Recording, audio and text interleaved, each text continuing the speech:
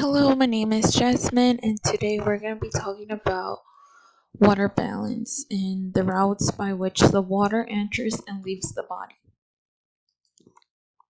So, water intake is the amount of water that is consumed. Water intake can vary on individuals, meaning it's different from everyone. The environment can also affect the amount of water intake it's consumed. An average adult consumes around 2,500 milliliters daily. 60% come from drinking liquids, 30% from moist food, and 10% from oxidative metabolism of nutrients.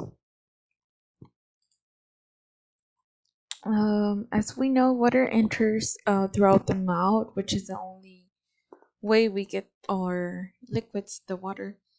However, it can be lost in different ways, such as urine, feces, sweat, evaporation of water from skin and lungs. And as I mentioned in the previous slides, there's about 2,500 milliliters that are intake in an average adult. Those same 2,500 millimeters must also be eliminated to maintain water balance. 60% will be lost in a urine, 6% in feces, and 6% in sweat. About 28 will be lost by evaporation from the skin and lungs.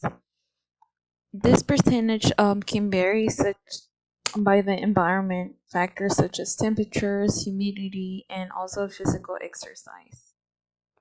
If water intake is not enough, it will result in dehydration, and water output must be reduced to minimize changes to the internal environment.